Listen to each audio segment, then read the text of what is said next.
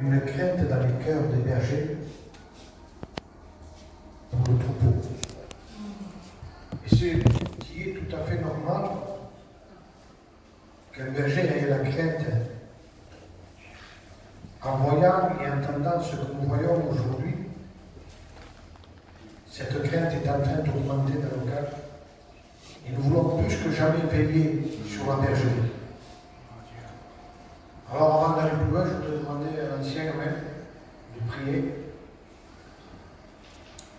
Seigneur, ce matin, nous sommes là et je sais que dans notre cœur, chacun de nous savons que tu vas nous parler à travers notre frère, Amen. Que tu as donné la pensée dans son cœur pour le peuple. Seigneur, viens édifier les cœurs, viens fortifier les cœurs, viens nous révéler ta parole, Amen. Viens, Seigneur, nous instruire, nous guider, Seigneur, nous enseigner. Seigneur, parce que nous avons besoin de ta parole. Certains sont perdus, on sait pas où on va, comme dans les ténèbres. Seigneur, toi qui es lumière. La Bible elle-même, elle est lumière. Et c'est elle qui nous éclaire pour pouvoir marcher sur le chemin que tu as tracé pour chacun de nous. Bénis notre frère, sers-toi de lui comme un au nom de Jésus. Amen. Amen. Je vous avoue que ce matin, en faisant le message, chez moi, et je sentais un combat terrible. Vous savez, quand le diable est dévoilé, ça ne lui plaît pas. Et je vous avoue que pour porter ce message, j'ai un combat terrible. Pourtant, il est simple.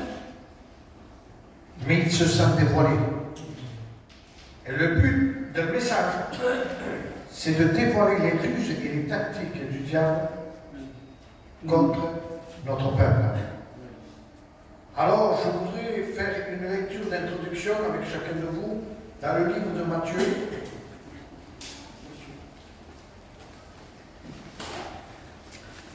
Au chapitre 5 et le verset 13. Matthieu 5, verset 13. Vous êtes le sel de la terre. Mais si le sel perd sa saveur,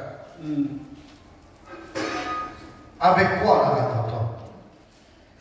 Elle ne sert plus qu'à être jetée dehors et foulée aux pieds par les hommes. Vous êtes le sel de la terre. Et nous savons tous que le sel a pour but de donner du goût ou de la saveur à ceux qui n'y en a pas.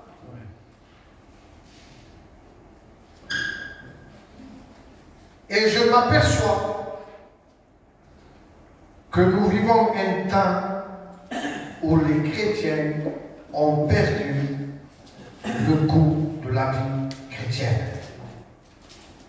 Les chrétiens ont perdu la saveur de la vie chrétienne.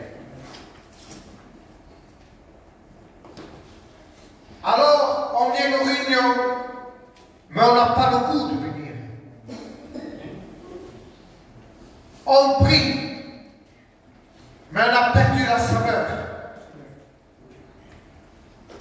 Ces femmes,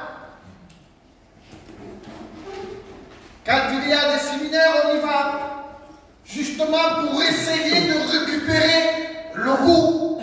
J'espère que je l'ai vu. Pour lequel on va au séminaire ou au chapiteau.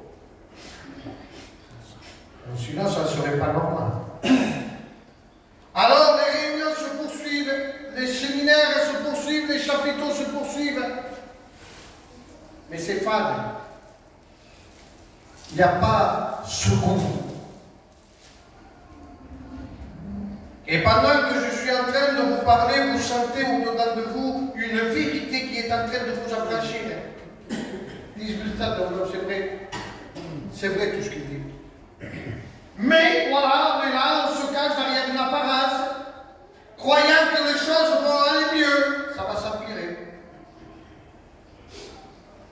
Mais je bénis Dieu Dieu qu'il y a la solution ce matin à ce que nous puissions retrouver le goût et la saveur de la vie chrétienne. Ce matin, Dieu sait comment te redonner le goût. Vous avez vu quelqu'un qui a le Covid et qui a perdu le goût? On peut y amener le plus bon plat de paella. Ça ne va pas, il ne va pas se régaler parce qu'il a perdu le goût. Il peut y avoir le meilleur pasteur, la meilleure prédication, le plus beau chant de cantique quand on a perdu le goût. On ne se régale pas. Alors, on poursuit des réunions, fans.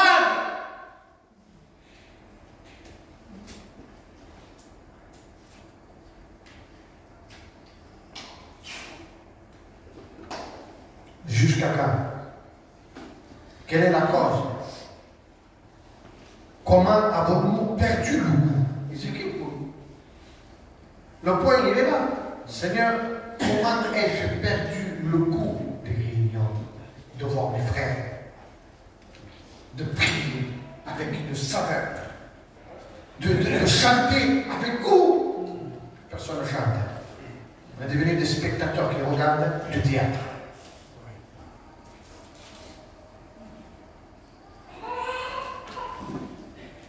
Mais le but de la réunion ce matin, c'est que nous retrouvons le goût. Et surtout de savoir comment nous avons fait pour perdre le goût, pour comprendre et ne plus le perdre. C'est ça le but de la réunion. Alors je voudrais faire avec vous une deuxième lecture.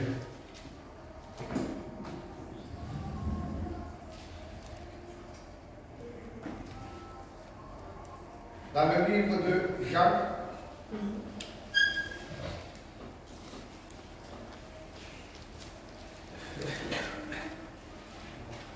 Jean 10.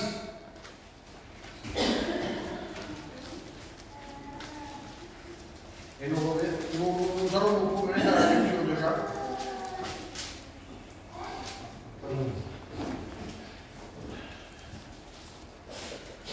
Alors je voudrais faire une lecture dans le livre de Jean, chapitre 10 et le verset 10. Je suis le bon berger.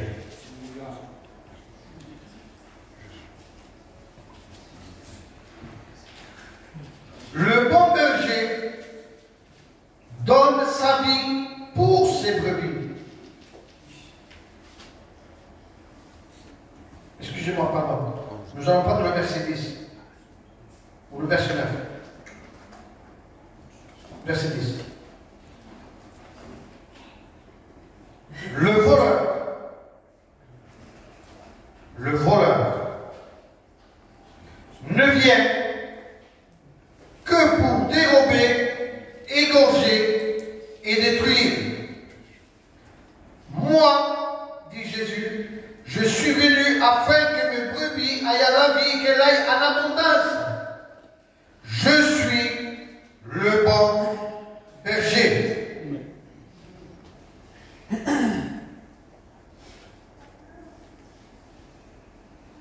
Le bon berger donne sa vie pour les brebis. Mais le mercenaire qui n'est pas le berger et à qui n'appartient pas les brebis voit venir le loup, abandonne les brebis et prend la fuite. Et les loups les ravit et les disperse. Le mercenaire s'enfuit parce qu'elle ne lui appartient pas. Il se met point en peine. Verset 14. Je connais mes brebis et elles me connaissent, dit Jésus. Il sait, il connaît chacun de nos besoins. Il connaît notre inquiétude. Il connaît nos luttes, nos combats. Il connaît notre handicap. Il connaît tous les recoins de nos vies. Comment se fait-il qu'il connaît tant ta vie? Eh bien, tout simplement parce que tu es né dans la bergerie. Et lorsque tu es né dans la bergerie, lui, il t'a vu grandir. Et il te connaît. Il sait où est ta faiblesse. Il sait ce que tu aimes. Il sait tout. On ne peut rien cacher ce matin. Mais le but, c'est là.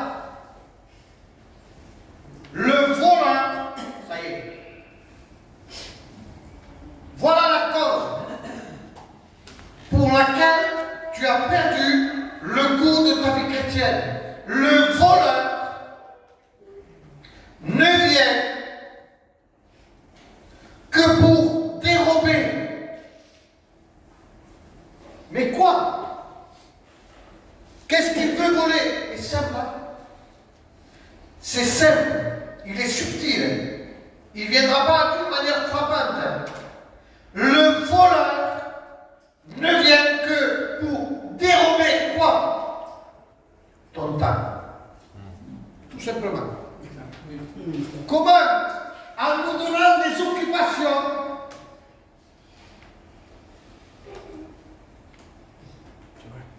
il nous éloigne de Dieu. Il y a des occupations utiles et il y a des occupations inutiles. Quelles sont les occupations utiles? Les occupations utiles, c'est que nous allons faire les courses, sinon on ne peut pas manger, et on meurt. Alors, on est obligé d'aller faire les courses. Ça, c'est une occupation utile. Aller travailler pour gagner de l'argent et manger, c'est une occupation utile. L'homme vivra du pain de la sueur. Une autre occupation utile, amener nos enfants à l'école. Ce sont des choses de la vie quotidienne. Et pourtant, ça nous prend du temps. Mais il y a des occupations inutiles. Comme numéro 1, les réseaux sociaux. TikTok. Combien de temps tu passes à travers TikTok? J'aimerais que tu comptes le temps que le diable est en train de te voler à travers TikTok. Combien de temps tu regardes? On dit je ne pose plus, mais c'était quelque chose. On s'endort avec le téléphone à la main. Regardez la tactique et la ruse du diable. Il se sert du temps.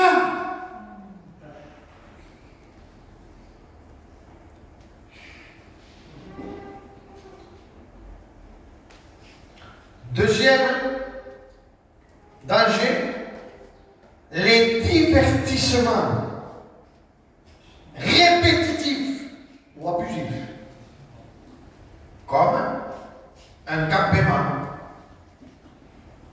On part au campement 15 jours, une semaine, 15 jours, et durant ces jours-là, on oublie complètement Jésus. Ne me dites pas avant que vous oubliez au campement. Hein? On fera le fou, on l'oublie complètement. Et puis on revient à l'église. Je ne ressens plus rien.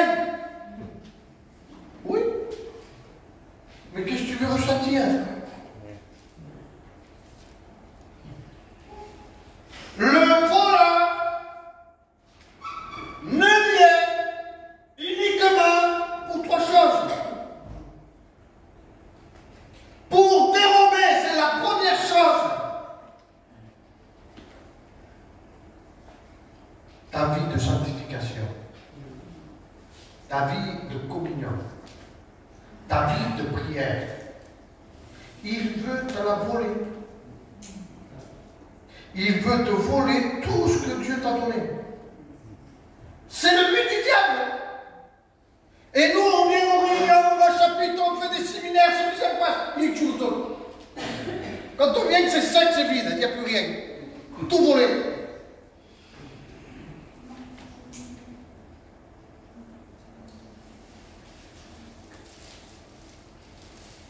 Le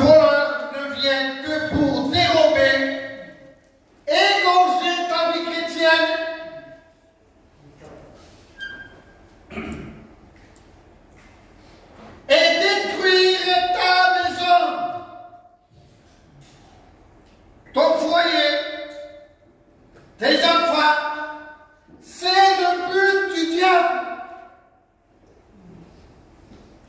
Alors nous devons veiller à racheter le temps. Parce qu'il y a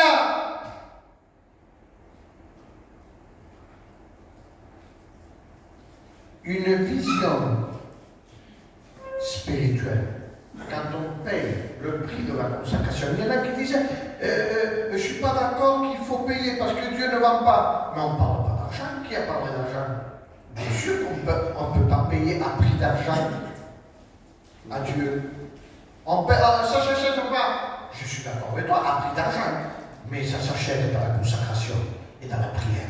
On ne peut rien avoir s'il n'y a pas de prière et de consacration. Qu'est-ce que tu vas avoir? Il faut payer le prix. Pour ressentir nos yeux, ressentir l'esprit, pour ressentir cette vie de consacration avec Dieu, il y a un prix à payer.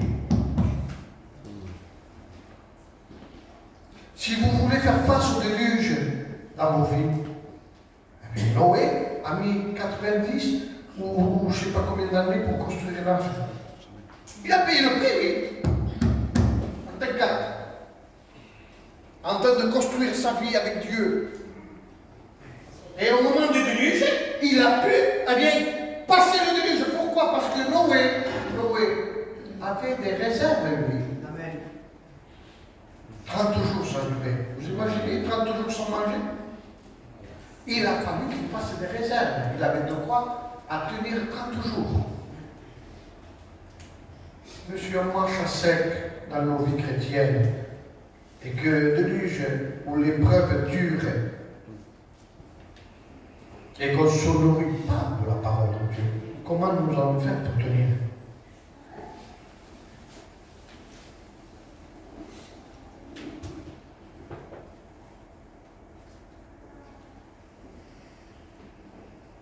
Le voleur ne vient que pour dérober, égorger et détruire.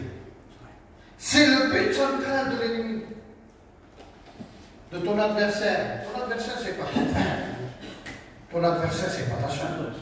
Ton adversaire, c'est pas le pasteur. Ton adversaire, c'est le diable, c'est le péché. Et on doit le détruire, le péché, avant qu'il nous détruise. Le temps est précieux, les frères et sœurs. Ne faisons pas du temps que Dieu nous donne ce que nous avons envie de faire. Le temps est précieux. La Bible dit qu'il y a un temps pour tout. Il y a un temps pour tout. Moi, je ne peux pas de ma compagne partir une semaine pour me reposer, mais dans un équilibre. Pas répétitif. Il y a 3 mois d'été, alors nous allons profiter un maximum. Là, je me le jour. Pour 3 mois d'été, pas ce qui c'est. Encore un événement passé. Et on va attendre Noël. On va préparer Noël. Des événements qui vont se répéter et passer. Et le diable nous trompe, nous enganche.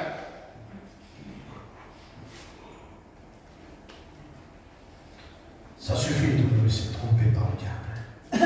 Mais pourquoi il veut voler la nous par cœur? Pour nous dérober la consacration, la prière, la mise à part. Oui, mais il y a encore une autre chose. Pourquoi il le fait? Et la Bible va nous la répondre pourquoi il le fait. Pourquoi il veut voler? Pourquoi il veut voler? Pourquoi?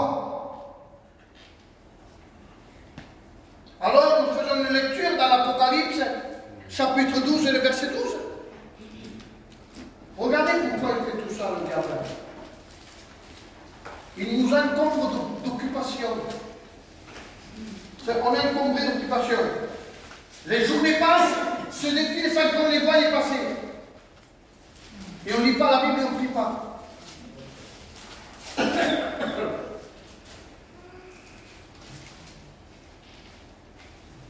Le diable est descendu vers vous, animé d'une grande colère, sachant qu'il a peu de temps. Il lui reste peu de temps, alors il met le paquet pour atteindre l'église.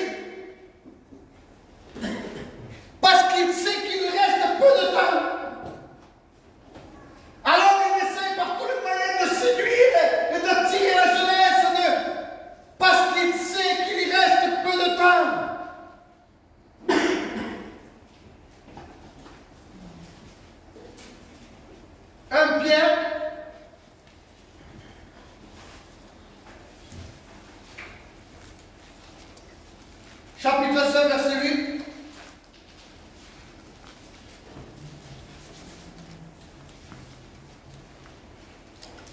Soyez sobres et veillez, ne vous endormez pas. Votre adversaire, le diable, rôde comme un lion rugissant, cherchant qui il va dévorer. Il rôde. Mais allons, dans le monde là,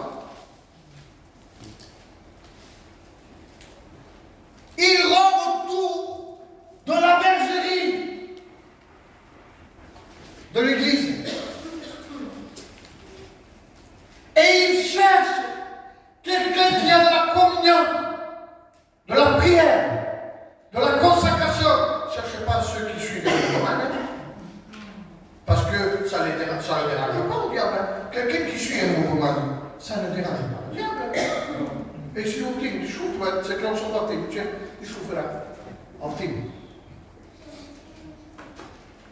Il cherche quelqu'un qui le dérange dans la prière, dans la consacration.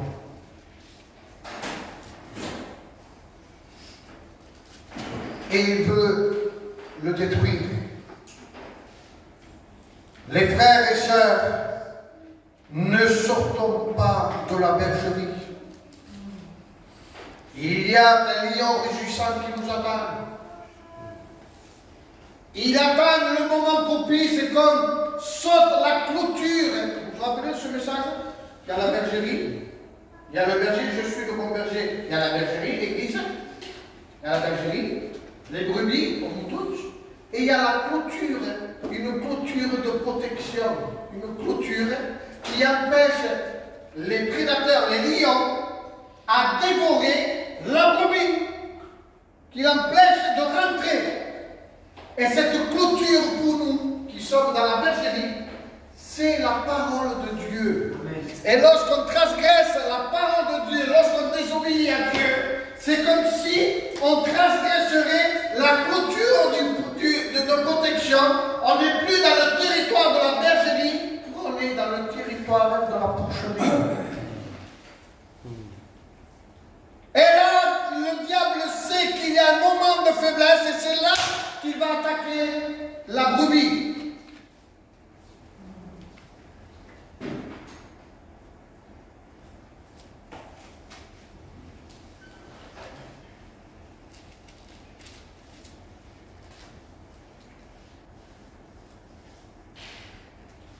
Regardez ce qu'il dit au verset 4. Lorsqu'il fait sortir toutes ses brebis, il marche devant elles et les brebis le suivent. Aujourd'hui, c'est le contraire. Les brebis voudraient que les bergers les suivent. Elles veulent diriger tout. Alors que la Bible dit que le berger marche devant elles et les brebis les suivent. Parce qu'elles connaissent la voix du bon berger. Et il dit, elles ne suivront pas un étranger. Et je voudrais te dire à toi qui m'écoutes ce matin, n'écoute pas la voix étrangère qui te dit, allez, passe. Tu n'y arriveras pas, tu ne vaux rien. Regarde, de toute façon, tu tombes toujours dans le même panneau. C'est la voix étrangère. C'est la voix du diable qui voudrait te pousser à la culpabilité, qui voudrait te pousser à abandonner l'église. Tu as vu, il ne faut pas perdre de toi. C'est la voix étrangère. Tu as vu l'église d'un côté, l'herbe est meilleure, on va manger ailleurs. C'est une voix étrangère.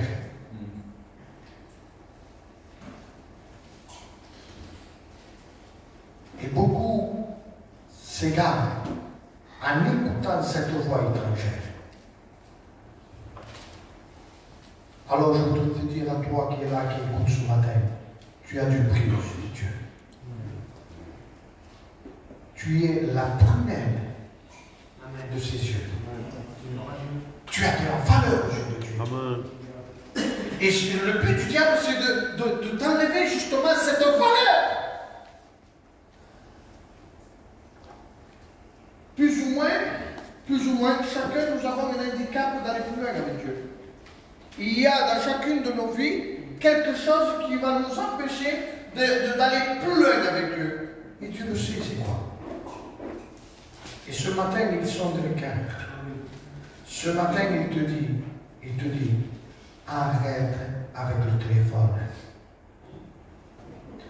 Tu es en train de t'éloigner de la prière, de la consacration. Tu es en train de devenir charnel, mondaine.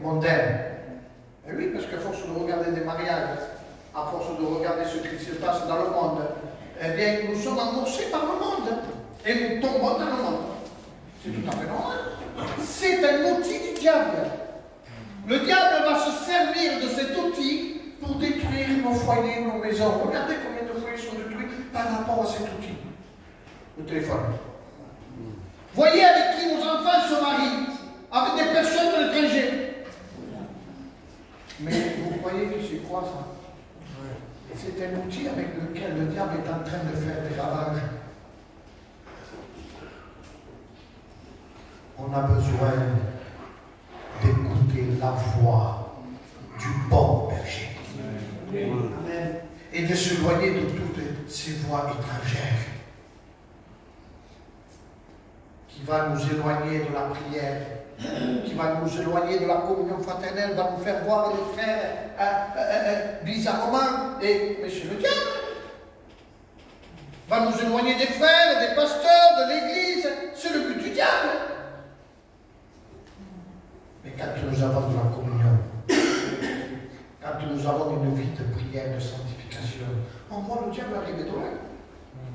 Comment croyez-vous que moi je puisse vous exprimer ce que je suis en train de vous exprimer ce matin? En ayant une vie toute décousue?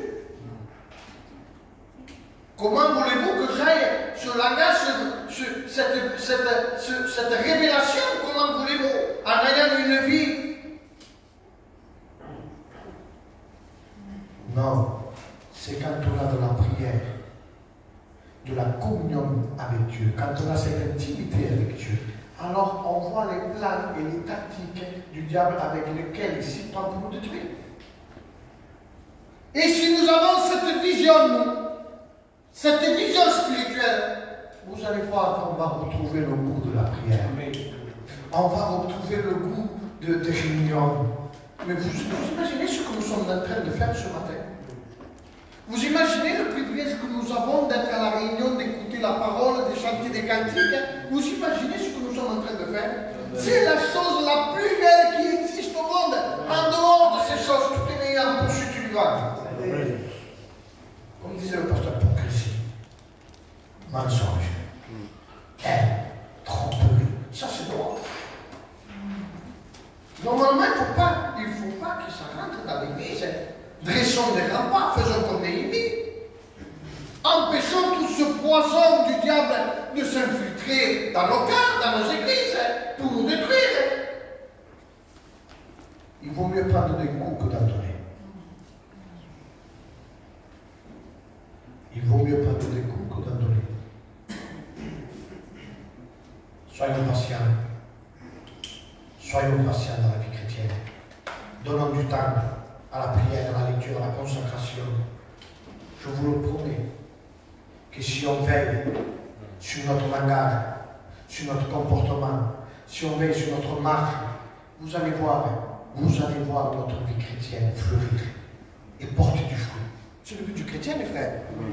On a besoin de porter du fruit, les uns pour les autres, et de se communiquer les uns aux autres des bonnes choses. Maintenant, avec des mécontentements, lui il fait, moi je ne fais pas, l'autre il fait, mais qu'est-ce que c'est tout ça?